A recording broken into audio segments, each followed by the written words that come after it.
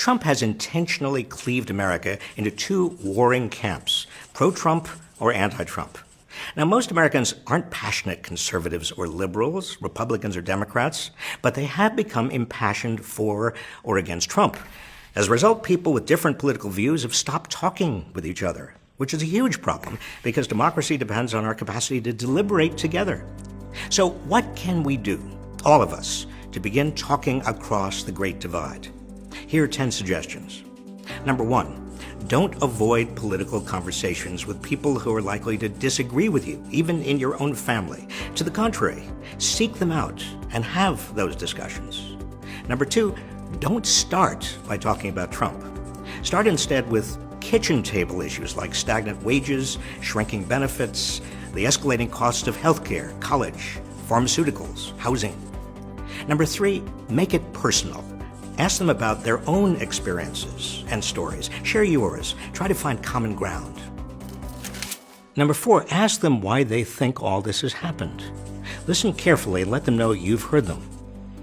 Number 5, if they start blaming immigrants or African Americans or elites or Democrats or even Obama, stay cool. Don't tune out. Ask them about why they think these people are responsible. Number 6, gradually turn the conversation into one about power. Who has it? Who doesn't? Ask about their own experiences at work, what's happened to their jobs, how others among their families and friends are treated. Number 7, ask them about the roles of big corporations and Wall Street. For example, why is it that when corporations and Wall Street firms violate the law, no executive goes to jail? Why Wall Street got bailed out during the financial crisis, but homeowners caught in the downdraft didn't get help? Why big oil, big agriculture, big pharma, and Wall Street hedge fund managers get special subsidies and tax loopholes? Number 8, get a discussion going about how the system is organized, for whom, and how it's been changing.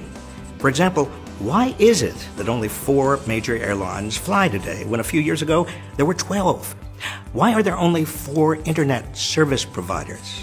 How is this increasing concentration of economic power across the entire economy driving up prices? Why are pharmaceutical companies and health insurers able to charge more and more? Why can corporations and their top executives declare bankruptcy and have their debts forgiven when bankruptcy isn't available to people laden with student debt or to homeowners who can't meet their payments? Why are the biggest benefits from the tax cut going to billionaires?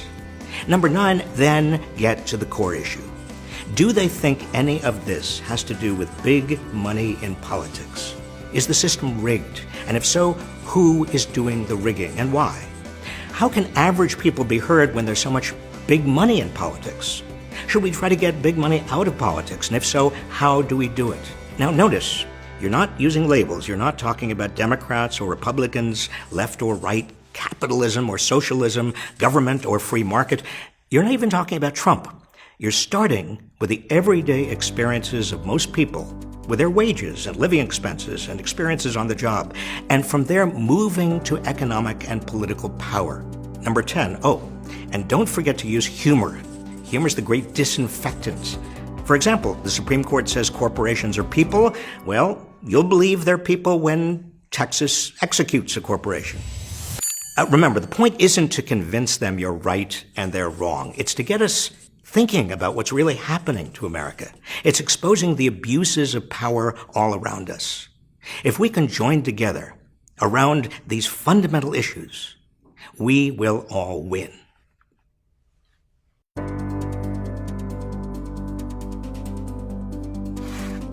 Thank you for watching. If you'd like to see more of our videos, please follow this page.